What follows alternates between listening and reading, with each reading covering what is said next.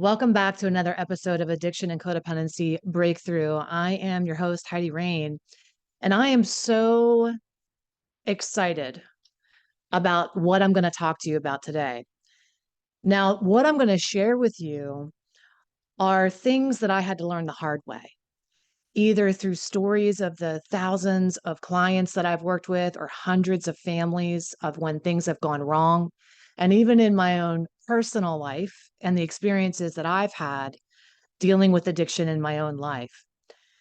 What I'm going to talk to you about today is serious business. It's probably one of the most important things I'm ever going to share with you. And it's so important to me that you're in the space to receive it. So here's what I want you to know. You are not alone in these mistakes that I'm going to share with you today. These are mistakes that have been made thousands, millions of times by people all around the world who don't know what to do. Let's be real. When you're dealing with an addicted spouse, you try one thing one day, it kind of works. You try one thing the other day, it doesn't work at all. It blows up in your face. There's so much confusion around what to do, what not to do. And it can be really maddening trying to figure it out on your own. It leaves you full of anxiety, up all night, wondering what to do. So I know already if I'm doing this video, here's what you need to know with this podcast or whatever platform you're on. I know beyond a shadow of a doubt that you love your partner. I know that everything that you've been doing in an effort to help them is in an effort to help them. It's not malicious. You're not trying to hurt anybody on purpose. Now, why am I spending so much time saying this to you? Because what I'm going to tell you today is going to be hard to hear. You are going to recognize yourself in some of these mistakes, and you're going to get upset with yourself. You're going to think, man, I didn't realize that was so hurtful and harmful. And you're going to start to feel bad. You're going to start to feel maybe even guilty about some of these things that I'm going to share with you. That's okay. Feeling convicted or guilty means we're making some headway. Wow, I'm responsible here. I didn't realize that was enabling behavior or dangerous behavior. Responsibility is good and guilt is good if we take the information we learned today and do something about it and change the way we're interacting in these relationships. Shame is not useful here. Oh my God, I'm such a bad person. I can't believe. Now, we don't want to go into victim mentality here. Oh my God, I'm so ashamed of the way I've handled this thing. That is not my intent here at all with delivering this information to you today. It's to empower you. It's to empower you to know that you have more influence in this dynamic than you know you do.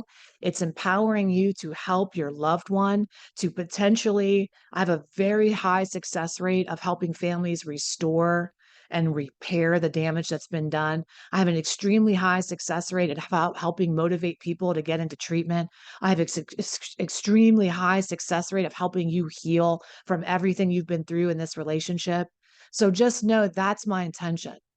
My intention is to equip you with information that could make the difference in the restoration of your family and the sanity and the peace.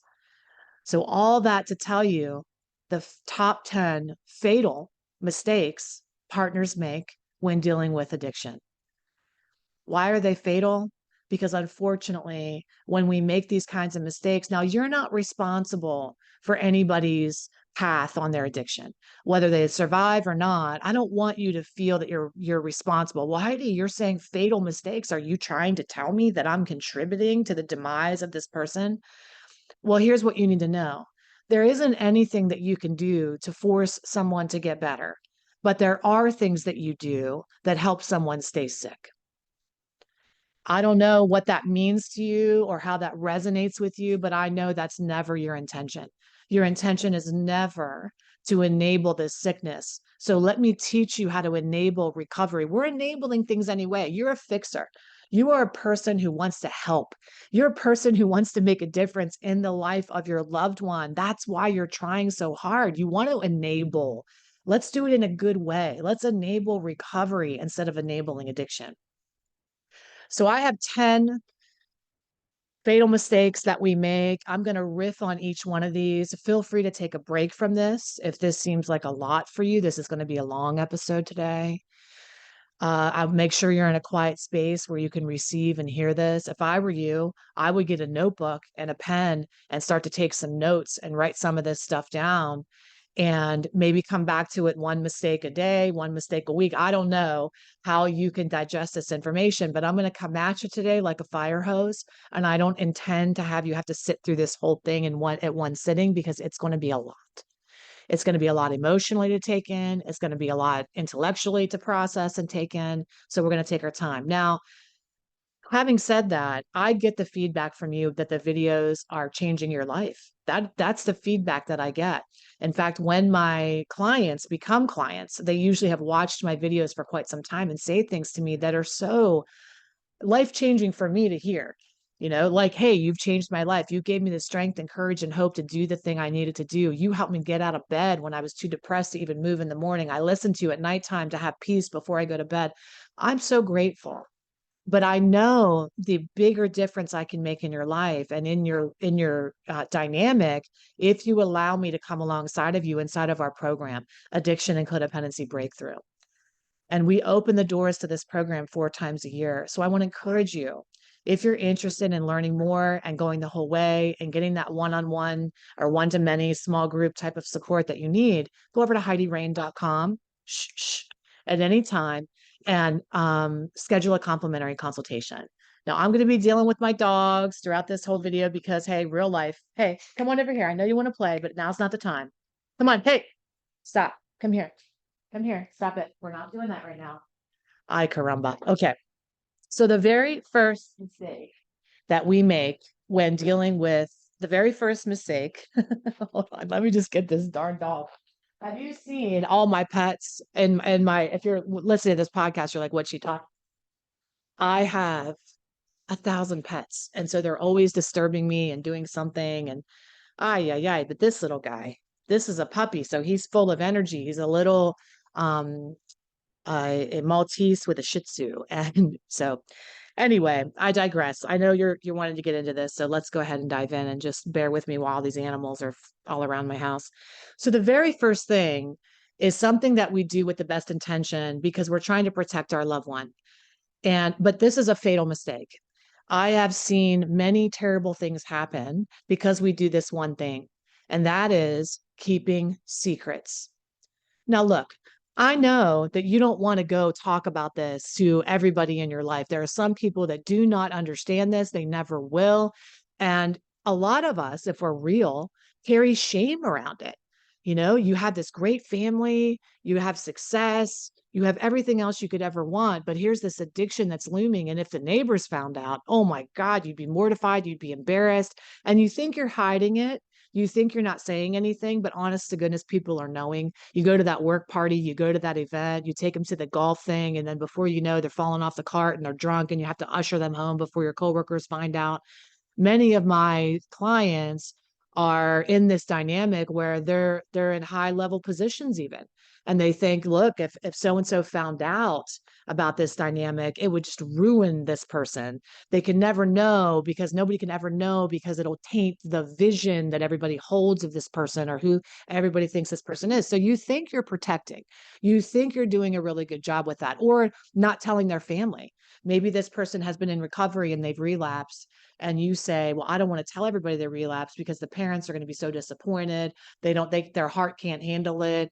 I don't want to tell them because I don't want to upset them. So there are so many reasons that we keep secrets. And to you, they're good reasons. And I get it. I understand. I remember whenever my dad finally passed away and addiction took him, and we were all gathered around at the funeral. And before that, I had wanted to share at the funeral. My dad was a hardworking guy. He was a functioning alcoholic. He was a coal miner. He worked his way up in the coal mine and was a boss and very successful. And he was so loved. And the funeral was just full of people that loved him from the coal mine. And he was just such a good man. And people had come to celebrate him. But I think everybody knew, and a lot of people were also struggling with alcoholism, as so it is in some of these places, and it's an epidemic everywhere, really, let's be real.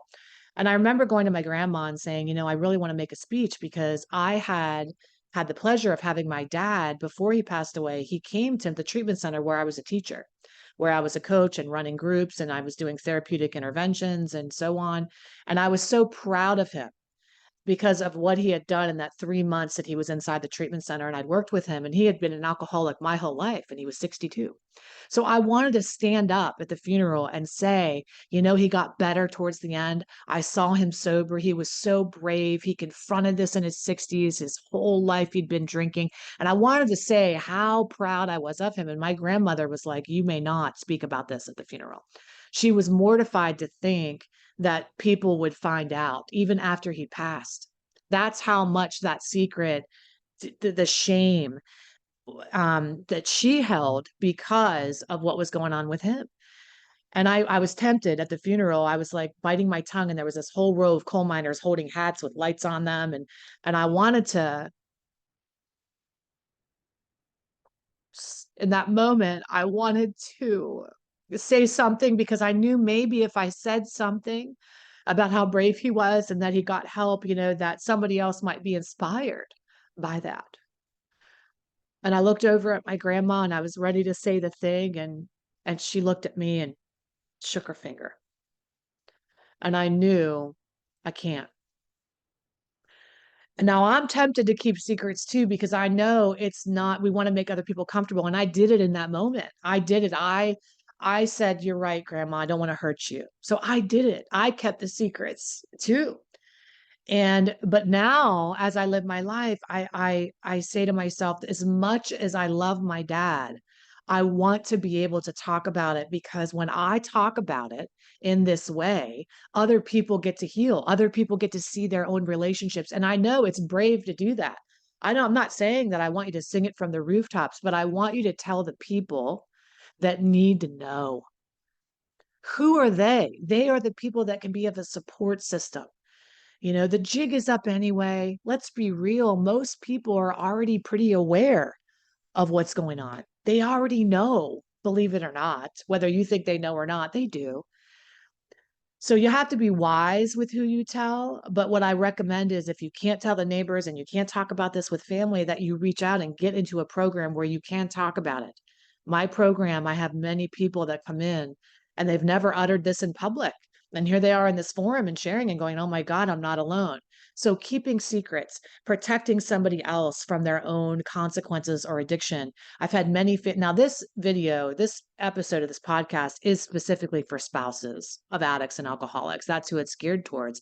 But parents do the same thing when their kids get in trouble and go to jail, and they do everything they can do to get it expunged and out of the papers and the papers, if we're still doing that. But, try to find a way to make sure that, oh my God, what are the neighbors going to think? There has to be a day where we end the shame and the stigma around this. Let me tell you, there is no shame in addiction. There is no, well, they come from a bad family and they come from a good family. And so, it's expected that they'll be addicted, but my person, no, that doesn't go on in our family. We would never talk about that. Well, honey, it happens in everybody's family.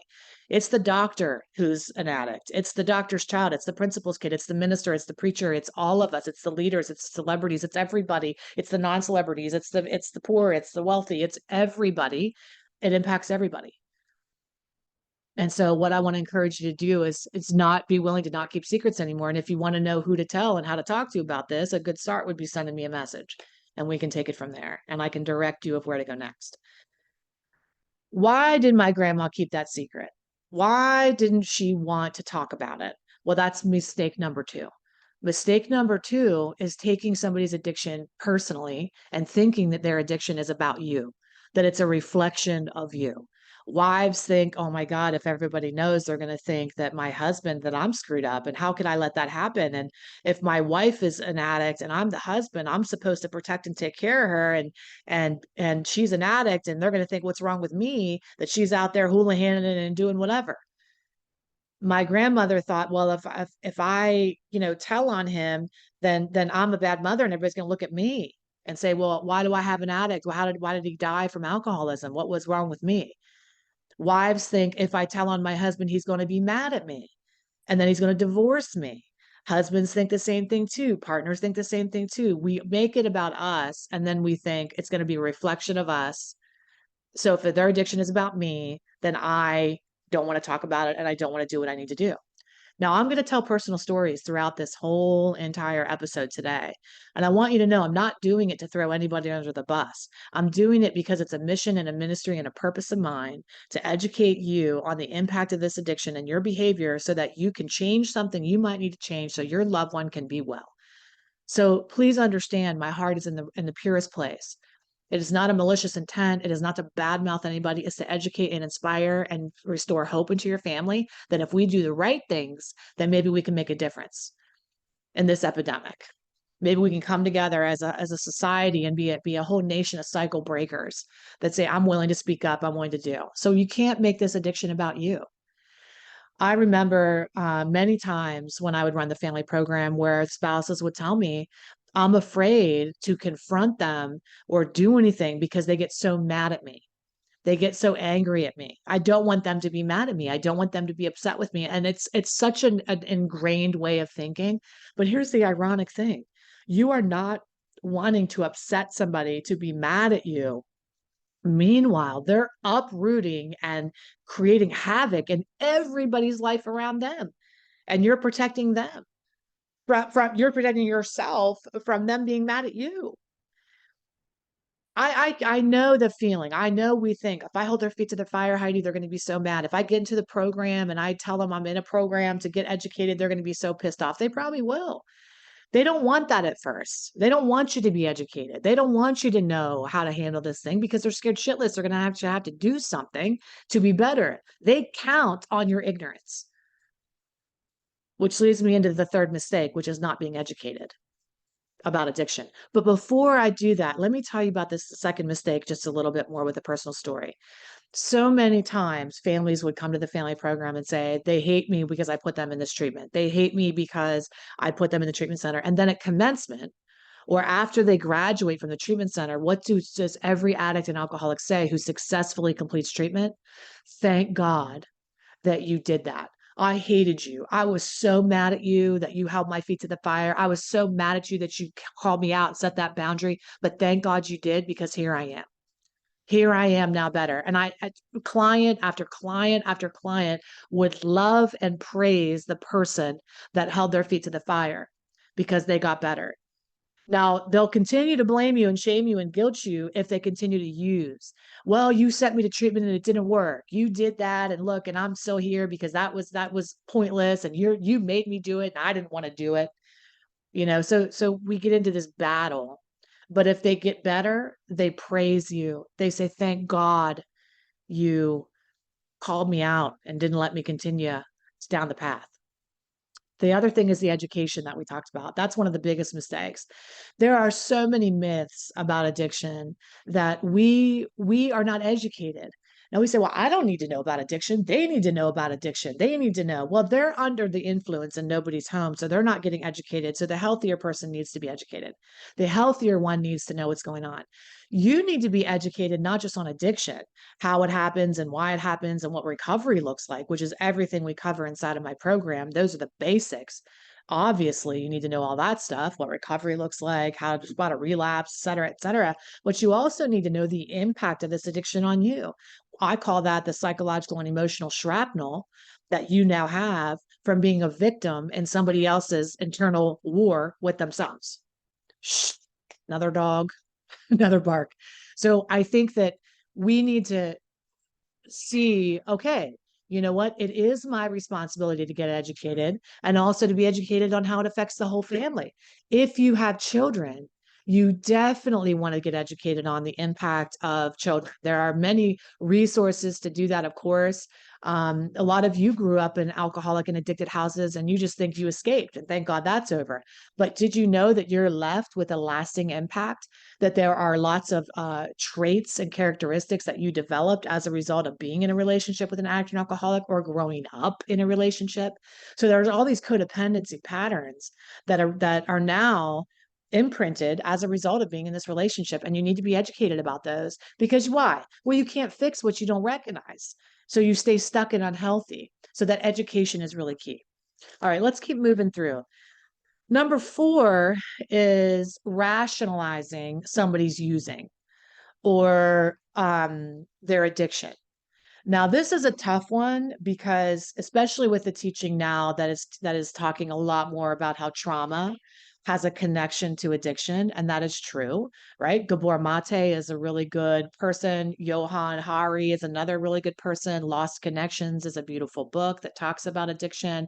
Anything by Gabor Mate or The Body Keeps Score. I mean, there are lots of really wonderful books educating how trauma is an influence there. But here's what I want you to understand.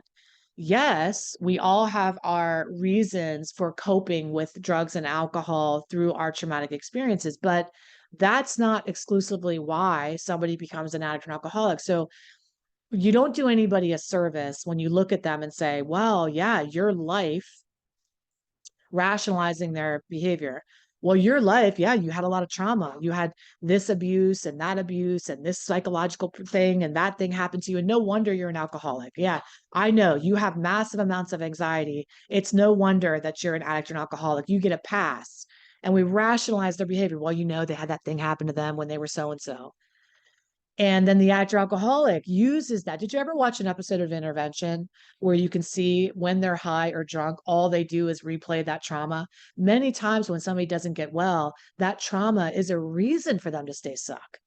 They will use that trauma over and over again as a reason that they are alcoholic or addicted. Well, you don't know what happened to me and you don't know what I went through. And they stay in the what? The victim mentality. And that's what rationalizing somebody's behavior does. Trauma is not what creates addiction. The coping mechanism to the trauma is the addiction. So lots of people have trauma and lots of people don't become addicts or alcoholics. If you look at a family and they all grew up with the same kind of trauma, one's super successful, one's an addict and alcoholic, they have all different types of children that emerge from this experience because addiction is one coping mechanism to trauma, but so is success. Success is another coping mechanism. Achievement is another coping mechanism to trauma. There's lots of high achievers. In fact, you probably had trauma and you're a high achiever and you didn't heal your trauma. You thought you escaped it. And now you're with a victim person and they have trauma too. And you're trauma bonded. And you don't even realize that. That's why this education is so important. I know I told you this is a fire hose today.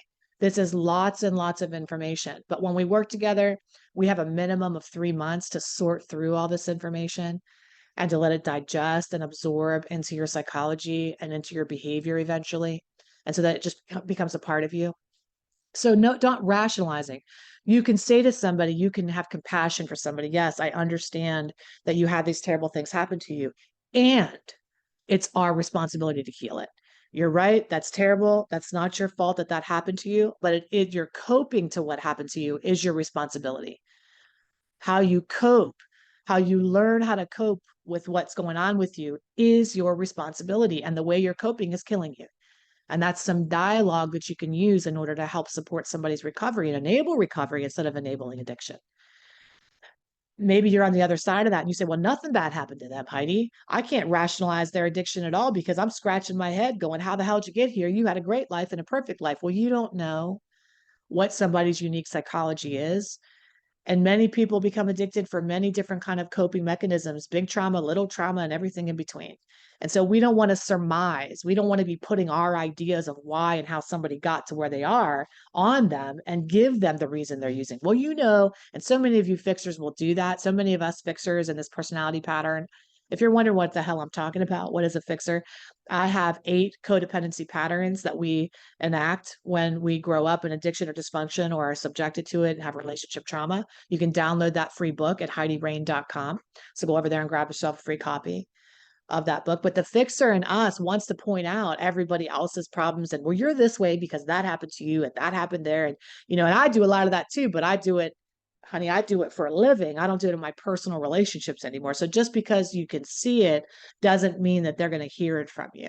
You're too close to the situation. Jesus could not be a prophet in his own land, and neither can you be a sober coach to your alcoholic partner because it just doesn't work, right? Another mistake we make, I made so many notes because I didn't want to miss anything, is minimizing their use or their addiction. Now, this is another way we kind of enable by sweeping it under the rug, minimizing it. where I would remember I would go, now listen, I'm going to talk about my own private personal life. Just know that this is in love. I'm going to talk about in particular my stepmom, who I love dearly and who loved my dad fervently for 30 years. And I'm super grateful that she did. But there were many things she did along the way that I know that she knows that was codependent and enabling. And she's well aware. And we've talked openly about some of these things. And so I also know that she did it out of the love of her heart. And sometimes what you need to know is that you're not enabling maliciously on purpose. Love really is blind. And sometimes we're so afraid to see. We're kind of like, yeah, I want to know what's going on with the addiction, but just halfway. I just want to look a little bit. I just want to take a little peek at what's going on, because if I see it all, I'm afraid. I'm afraid to see it all as a wife or a husband, because that means I'm going to have to take action. So we'd be over at my dad's house and we'd all be hanging around. And I kid you not, my dad could fall down the steps. Okay, which happened many times, many cracked ribs, many broken things, many bloody evenings. But he could fall down the steps, tumble down, knock his head into the walls, come up bloody, battered, okay, and barely breathing. And he's clearly inebriated. He's clearly shit faced. And my stepmom would go, honey, did you take your blood pressure medicine? You know, like thinking he fell down the steps because he. And I say, well, no, he's drunk. I mean, he's loaded. Is he drunk? Is he drunk? I didn't see him drink today. He only had a couple beers today. He did not do his normal thing. He just had a little bit today. I didn't see that. Honey, do you need a sandwich? Are you lightheaded? We're minimizing. We can also be making excuses at the same time, right? Well, he didn't feel well today and he didn't eat his lunch and he didn't take his blood pressure medicine. He's not really drunk. He's just feeling extra, lightheaded or whatever. We're afraid to call that out. Now, whether that's fear, I don't want to have to call it out because I don't want to deal with it today, or whether it's love, you think if you're more compassionate and make excuses and don't call it out, that they're going to endear themselves to you more now and they're going to love you a little bit more, so you don't have to be the bad guy and be the one going, no, you're shit faced. You can go, well, maybe you're just tired. Maybe you're tired, baby. Maybe you need to rest. Maybe you need to go to bed.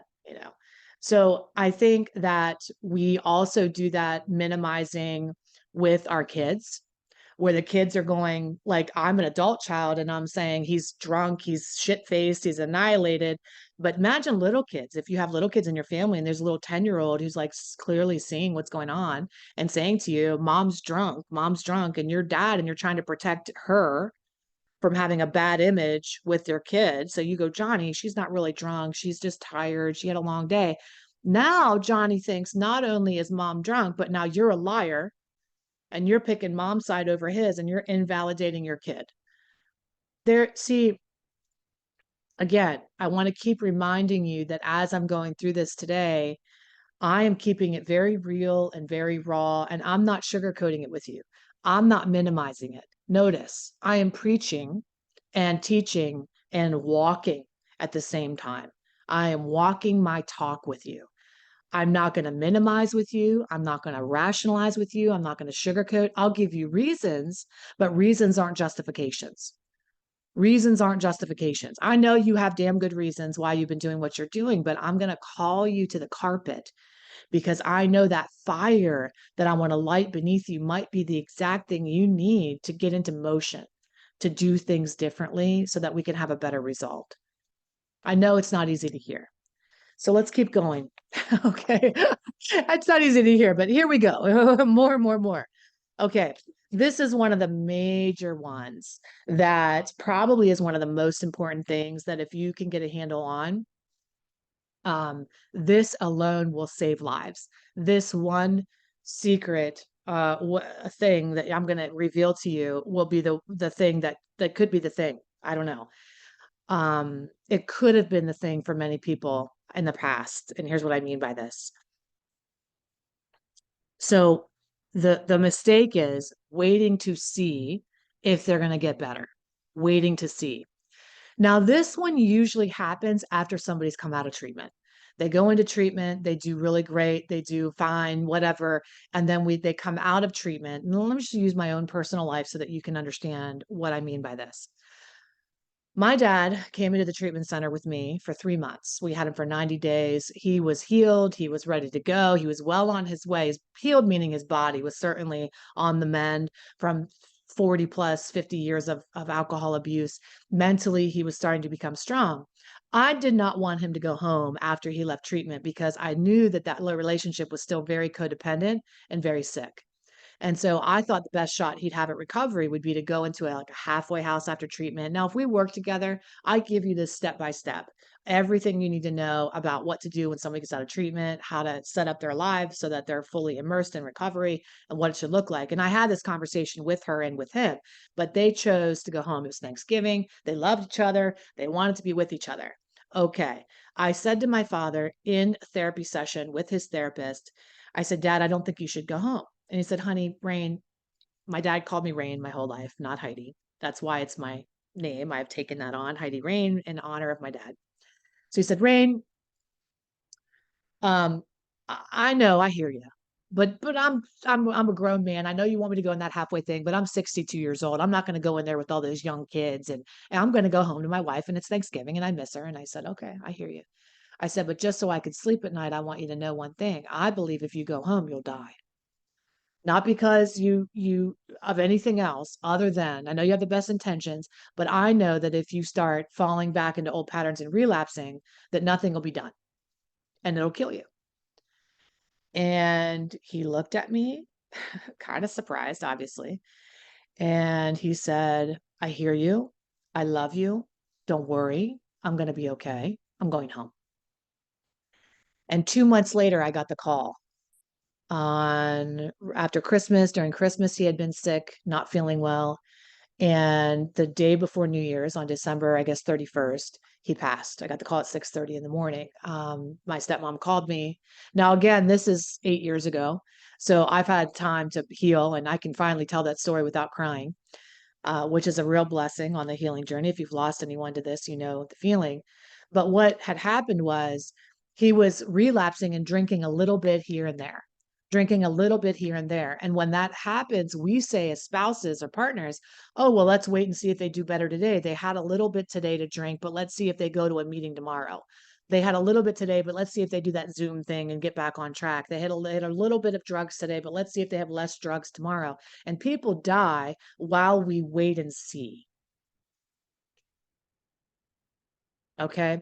That's the truth. So when somebody relapses, it is an immediate okay. It's kind of like when somebody has cancer and there's a little bit of cancer that comes back, and you go, let's wait and see if it grows. I want you to think of addiction the same way when somebody's relapsed and out of recovery. I want you to say to yourself, okay, the cancer's back. I want you to get on the horn and get them back into treatment and do what we need to do to get them well. Now, you might be having so many questions right now. Oh, easy for you to say, Heidi.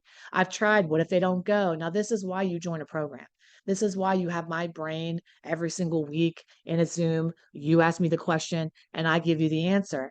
I want you to consider that.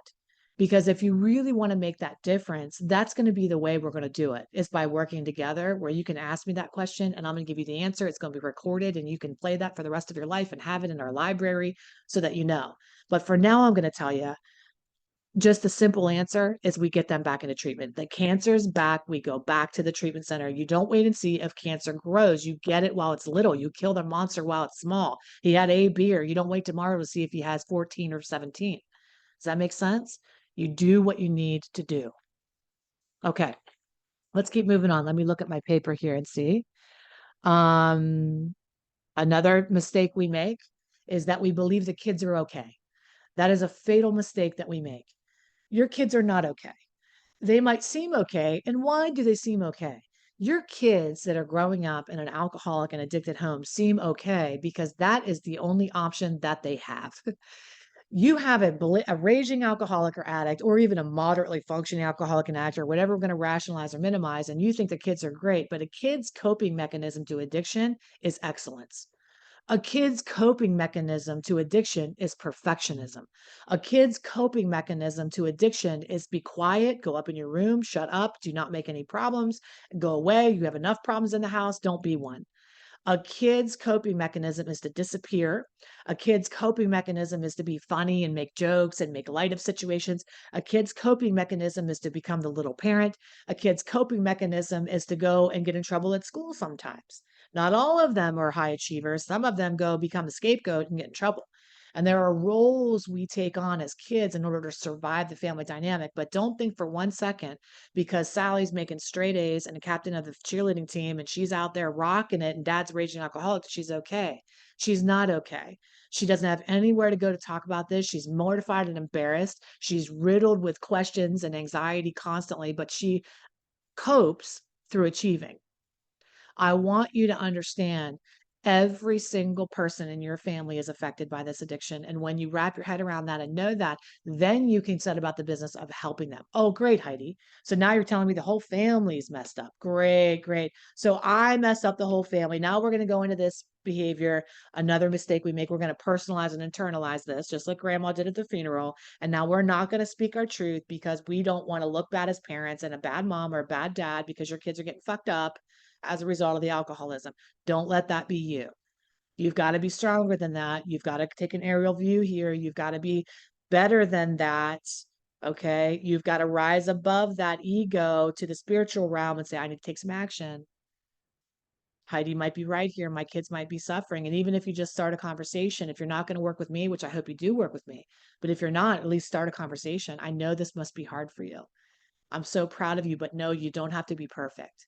I know this must be so hard for you, but just know that if it's not, I know you're okay, honey. I know you're okay. You're so strong. You're so wonderful. But if you're ever not okay, it's okay not to be okay. It's okay not to be okay. It's okay not to have it all together, honey.